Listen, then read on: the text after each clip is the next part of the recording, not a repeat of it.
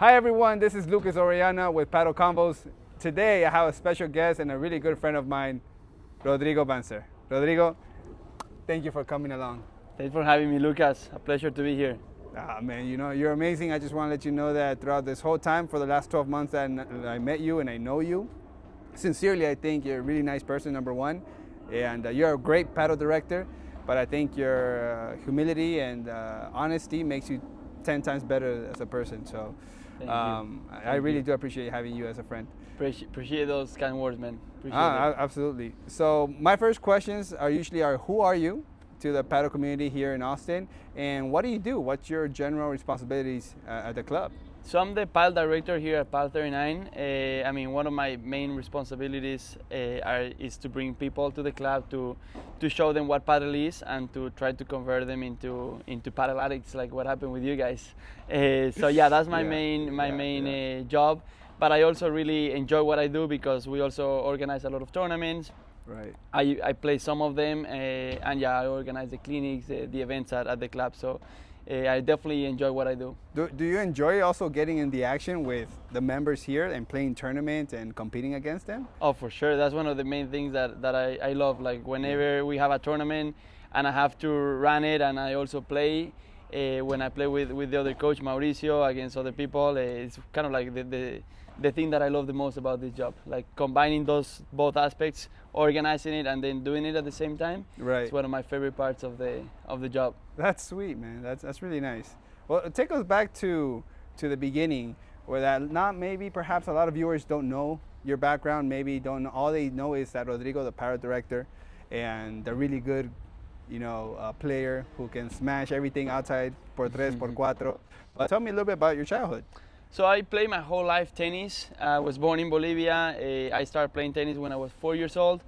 When I was 12, we moved to Chile, and that helped my tennis level. I got better coaches, better people that I train with. So that definitely was a big change for me, and that definitely helped my tennis game. So I lived in Chile for 6 years, and that's when I discovered paddle for the first time, 2015, right before coming to college. I decided when I was 13 years old that it was going to be hard to keep playing professional tennis for some financial reasons. In Bolivia, there's not a lot of help. And I decided that the best way to keep playing tennis and to get an education was to go to the US, and that's why I ended up here in Austin. I get to play for UT from 2016 until 2019, but I discovered paddle in 2015, 1 year before coming to the US. Right. And that's when I played for a little bit, and I instantly fell in love with it. Really? It was super fun to see how like it was similar to tennis in a different aspect. But then I didn't get to play paddle for 4 years during my 4 years of college because there was no paddle in Austin. And then after I graduated from college, I went to the tour for a little bit. I played a few futures. I got a few ATP points, and then COVID happened. I hurt my shoulder, and I moved back to Miami where my parents were living. Right. And then I started coaching tennis in an academy in Florida. After 1 year, I came back to Austin to work with the UT women's tennis team. Nice. I was the volunteer assistant. I did it for a little bit, and then I was coaching privately on the side, and then that coaching privately got bigger and bigger, more clients. Wow. And then I ended up having my own high performance group of kids that they were trying to go, some of them pros and some of them to college. So that's what I was doing until I met Will in 2022. We met through a paddle match at the Polo Club, and that's when he told me about the idea and everything. We became really close friends, and that's when I decided to transition fully into paddle. Yeah, what an amazing story. No, that's sweet. From 2015, just that little seed of paddle, and maybe you didn't even think about it when you were in college about maybe 5 years later down the road, things would happen and you would shift into still a racket sport like paddle. And I hear that in Bolivia and Chile and also all South America, paddle is huge. It's amazing. It's growing. In Chile, I remember in 2015, my parents were still living in Chile at that time, and I went on the summer to visit them, and I remember every tennis club had 2 or 3 paddle courts. and that's when I saw like the potential of paddle to be big in the US. But yeah, unfortunately there was nothing here in the US. But Right. Bolivia now is getting bigger too, so no, it's really nice to see how paddle is growing. But yeah, I never thought. Probably if I go back 7 years ago, I would never imagine that I was gonna be the director of a paddle club. Yeah. That's crazy. Before we go into like paddle now, I want to get more into paddle and talk about the community, the future of it, and what all the movement that's going on. First, I wanted to just do a quick hint because I did get some research about your name and stuff. Tell me about like your excitement, right? I see the passion and the excitement that you put in the courts. Tell me about that inner feeling, what you were feeling this day, the day that you beat Wake Forest. Tell me about what was going through your mind with your friends, with your teammates. What happened that day and how did you celebrate after that? I mean, that was a special day. I think maybe you're talking about the match in 2016, my freshman year, when we played at Wake Forest, and I saved like 6 or 7 match points. Cool. And then we were losing 3-1. In college tennis, you have to win 4 points to win the series, and we were losing 3-1. There was 2-3 remaining matches, I think, at that time, and we were losing bad in those 3 matches. We were saving match points, and then it comes down to myself, like playing the third set, being down, I think 5-3 against a senior from Wake Forest, being over there, like the crowd was like rooting against us. Oof. And then I was able to pull it out. I don't know how I did it. I don't remember exactly, but I remember winning the match point and everybody just sprinting to the court. That was an amazing feeling. That was one of the best matches I had. And after that, we had a lot of like similar ones with Florida. We had against Tulane, multiple big matches where I was the last one on court. And yeah, I love that feeling, being the last one, all your teammates supporting. And yeah, but it's a lot of pressure, definitely. Yeah. But I got lucky that most of them I was able to win them. And yeah, no, after that, big celebration with the whole team, with the coach, nice dinner. And nice. If it was a Friday or Saturday, and no match the next day, probably we had a party or something.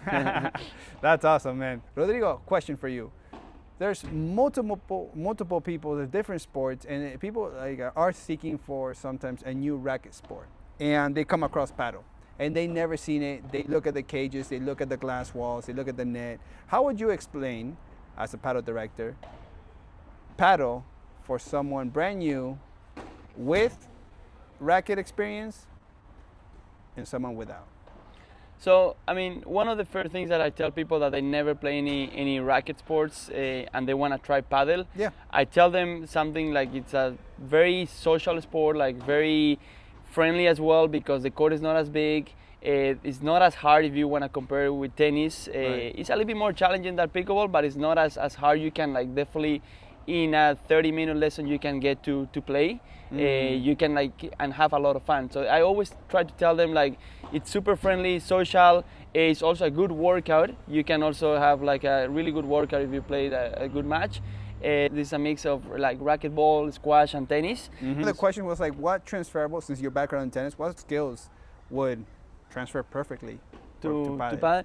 So I think one of the main things from tennis that is like really hard to learn in tennis, to master it, and once you get it, you can translate it to other racket sports, which is the slice, learning how to hit the backspin on the forehand and backhand. I think that's a big thing. And if you know how to do that in tennis, when you come to paddle, it's going to be super useful for you, especially in the volleys. So the volleys aspect, I think, is very, very similar. They help a lot if you come from the tennis background. Of course, you have to do some changes here and there, but I would say that that's one of the biggest things. The overhead is not bad, but only when you're close to the net, because if you're farther back from the net, you cannot hit that big smash that you use in tennis. So those are like the similarities, but again, if you're a good tennis player and you want to play high-level paddle, you have to make some changes. Ever since you saw paddle in 2015 and maybe also played in 2022 when you met Will, how has it changed? The first time I played paddle, I remember that people, they just play by themselves with friends, but there is no like that really social aspect that I see right now. You know, really? Now like every time that I see like a club, you see like a lot of activities going on. Like you have a DJ going on at the same time, you have a party like the one that we're gonna have tonight. So there, I think that the social aspect of padel, I think, grew so much, and there is a lot of potential to keep growing. Yeah. Because people see padel not only just like a sport, they see also like an activity where they can come and socialize with friends, meet other people, do social networking, and that's I think that's the potential of padel. That's how it's gonna keep changing, and that's, I think, we're gonna see even bigger events like that. Like right now we are the club and we have a lot of cars, Right. because they're interested on that part. Like not just the sport, but also like the community, the social part. So I think there is a lot more potential. It's growing. It's already much bigger, but I think in a few years it's gonna be even more. Even better, even bigger. Yeah, no, and that's something I applaud you for, building the community from scratch, building it from nothing. Like, definitely there are people who played different racket sports in the past, but focusing on building relationships, because at the end of the day, it's a decision, right? To spend extra time, write an extra message, invite someone to come play, and I think that you do that great when the community, hey, like we need one more to fill out court, or we're looking for two more guys or two more girls, and you definitely go. I believe 100% you go the extra mile just to make things happen. So honestly, I admire you for that. Thank you. Yeah, absolutely. It's a lot of hard work. It's not just myself; it's also the team. Will, Fiola, the front desk, everybody, I think, in Padel 39 does a great job with that. But yeah, I think one of the misconceptions that people have is like they think that Padel is a great business. They just think it's like, okay, let's open it up a club, let's put courts in there, and they're gonna get full like that. But it's not as easy. Actually, you have to put a lot of hours to be at the club, to welcome people, to get them addicted to Padel. And that's one of the hardest parts, one of the biggest challenges we had with this club. It was also fun at the same time, but it was a lot of hours to try to kind of like spread the word about Padel, because Padel is new in Austin, so not too many people know about it. So the challenge was, how do you bring them here? How do you build that community? And I think it just, you have to be here present, you have to be friendly with everybody, make sure that you know their names, and establish the relationship. Not just like they don't see you as a director or as a coach or whatever, but they see you more as a friend as well. As a friend, so, I love that, yeah. I think that part, I think everybody does a great job at the club with that. We're super friendly with everybody that comes to Padel 39. And again, I think that's the key, because most people, they think sometimes it's just put the courts, and then they're gonna get booked. It's not that easy. You have to actually do a lot of things to get that community, which in my opinion is probably one of the hardest parts. Yeah, in every sport, in every industry. And I agree. And talking about the future, about like Padel in the next year, next 2 years, like, do you believe in the youth development to be important? Definitely. I think like with the kids program, I think that's gonna be the future of Padel at the end of the day. Like if you don't have the little kids playing, who's gonna be the future of Padel? Right now, I don't think there's a big circuit for kids, at least in Texas, maybe around the US. But I think it's definitely something that we have to work on to get more of these little kids to get into Padel, so then we can start building more players. At the end of the day, if we want to increase the level, we want to get more people, it's going to start with the younger ones. Right, absolutely. And it's definitely something to consider, because a lot of families, a lot of parents are going to be thinking about their kids, like their safety at times. Like they do play multiple sports. Maybe the sports they see on TV is soccer, football, tennis, pickleball. I mean, there's a bunch of other sports. So that's gonna be fun and exciting. That's gonna be cool. Last part of the interview, funny questions for you, viewers at home. That he never heard these 3 or 4 questions. I just want to make it clear that it's gonna be just random answers. Okay, Rodrigo. Question number 1 out of 3. If you had to choose a famous celebrity to play a game with at a tournament, who would you choose? That's a tough one. I will say Roger Federer. I think with Federer, he's my idol since I was a little kid. He's the person I admire the most because of how he's on the court and off the court. And I think he will be an amazing Padel player. With that volley, that slice, he will be insane. So how many classes would you give him beforehand to understand the dimensions of Padel? I think he will be already better than me without even playing. He's so talented. So yeah, that definitely 100%. Yeah. Roger Federer. Yeah, I've seen videos that he's playing Padel. He's playing. Yeah, he for sure he's really good. If he wants to be, he will be really good. Yeah, that could be his after tennis sport. Yeah, absolutely. Second question for you: what would you choose? A partner for a tournament who does not talk at all in a single match, or who would give you a TED talk after every point? That's another one. That's another tough one. I've been in both scenarios. Oh, this happened. It happened before. Yeah, it happened before. In tennis, it happened even more.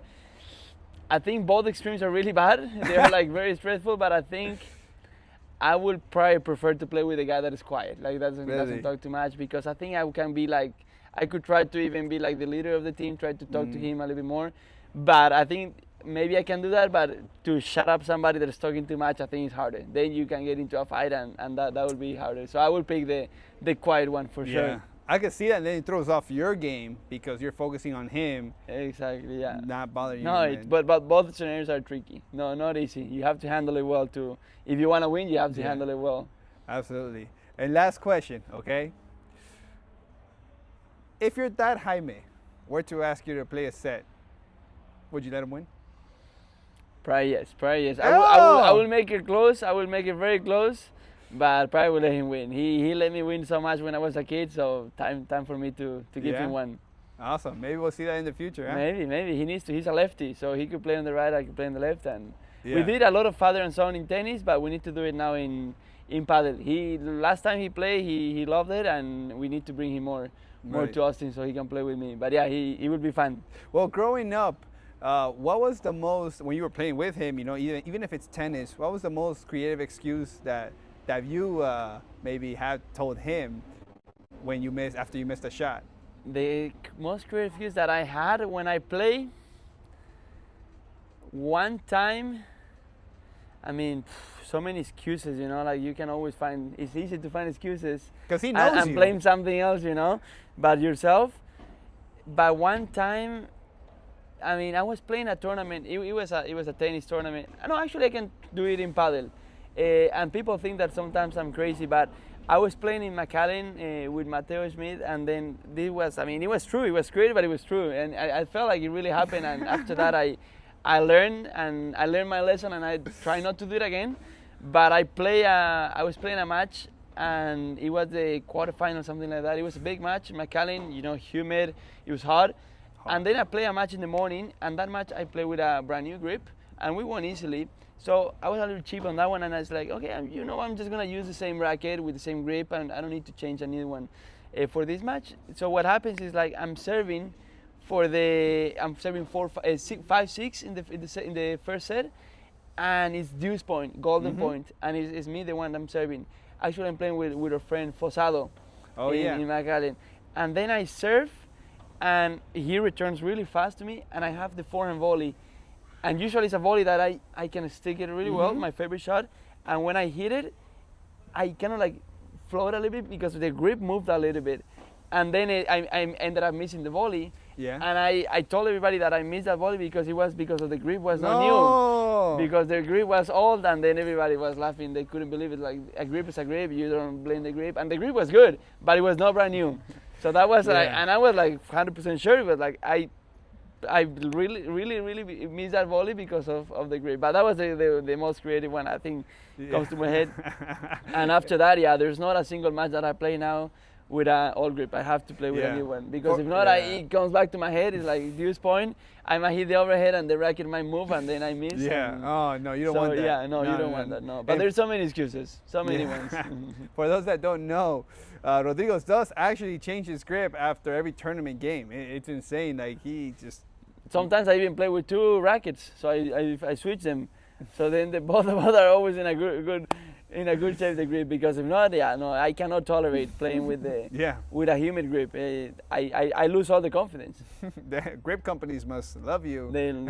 Or there's so many. For me, it's more important sometimes the good grip rather than a good racket. Sometimes I would prefer to have a good racket, a good grip, like a brand new grip, with an okay racket, rather than a really good racket with like a bad, the opposite, you know, like the. No, I always prefer to have a good one. Yeah. Because if it is a bad one, I just feel like I lose all the confidence in my shot. It's crazy. But to me, I don't care too much about the sun, the wind a little bit, but the grip for me is always the most important one. That's nice. That's awesome. Well, thank you guys for watching. This is Rodrigo Banzer one more time. Thank you for coming again. Today, Padel 39 turns 1. And this whole month they're going to be celebrating. They're doing a party today, and they have all the vehicles, they have the courts. It's going to be beautiful. Follow Padel 39 on Instagram. It's where Rodrigo Banzer, you'll see him here as a Padel Director, and we'll see each other on the courts hopefully soon, yeah? Perfect. Thank you, Lucas. Take care, man. How many shots can he make under this bench given 10 balls? Now, he's a pro director from Padel 39 and a former professional tennis player. Let's see, Rodrigo. Am I distracting you here? All right, 10 balls. No, bad start already. 1, 2, 3. 3 out of 4. 4. 5. 6. Ooh. 7. I'm in the safest spot. Hey. Ooh. I go hard now, Lucas. Now you go hard. No. My life. That's 10, right? That's 10. Yay! How was that? I don't know if I was 10. 3, 7, 8, 9, 10. You 10. made 8. Sos un I crack. made. Yeah, you don't miss, eh? No, I miss Perfecto. too. Bad start and bad end. Thank you for watching. This is Padel ConVos. See you soon.